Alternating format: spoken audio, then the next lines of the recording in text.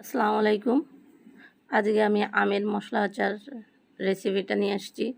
এই মশলা আচারটা অনেক সুন্দর, ভাত দিয়ে খেতেও মজা লাগে, পোলাও দিয়ে খেতেও মজা লাগে, এমনিতেও যে কোনো সবজি দিয়ে খেতেও এটা অনেক অসাধারণ।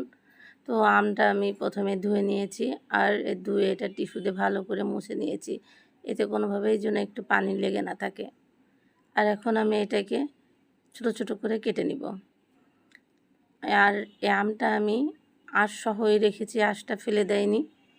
এভাবে অনেক মজা লাগে এই আচারটা খেতে। আর এখন আমি প্যানে দিয়ে দিচ্ছি 5 ফোড়ন। এতে খুব বেশি মশলাও লাগে না, অল্প মশলাতে এই আচারটা তৈরি করা যায়, আর খেতেও অসাধারণ হয়। আমি 5 ফোড়নটা করে ঢেলে রেখে দিব।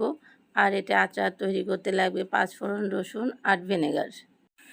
আর এই 5 ফোড়নে কোনো পানি ব্যবহার করা যাবে না, এই জন্য আমি ভিনেগার দিয়ে সরিষাটা বেটে নেব।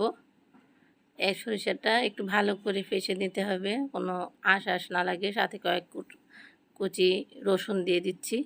আর আমি এখন আচারটা তৈরি করার জন্য তেজপাতা দিয়ে দিচ্ছি একটা শুকনা মরিচ আর রসুন। এটা একটু লাল লাল করে ভেজে নেব।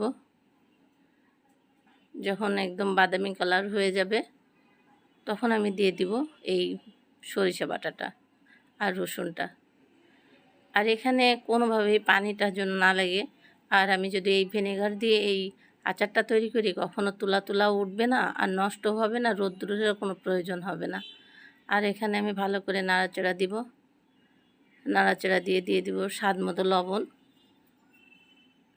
আর দিয়ে দিব 1 কাপের মতো ভিনেগার, আর দিয়ে দিচ্ছি সামান্য পরিমাণ একটু শুকনা মরিচের গুঁড়া, এটা কালারের জন্য। ভিনেগারটা অবশ্যই দিতে হবে, ভিনেগারটা দিলে এই আচারে কখনোই তুলাও উঠবে না, আর যতদিন ইচ্ছা ততদিন ঘরে রেখে এটা খেতে পারবেন। আর দিয়ে দিচ্ছি একটু হলুদ। আর এই যখন আমটা একটু নরম হয়ে যাবে তখনই কিন্তু এটা আমরা নামিয়ে ফেলবো। তো আমটা দেখতেই পাচ্ছেন যে নরম হয়ে গিয়েছে। এখন আমি এটাকে নামিয়ে নিব। নামানোর আগে কয়েকটা কাঁচামরিচ আর ওই যে ভেজে রাখা 5 ফোড়নটা দিয়ে দিব। 5 ফোড়নটা দিয়ে একটু নাড়াচাড়া করে দিয়ে নিই।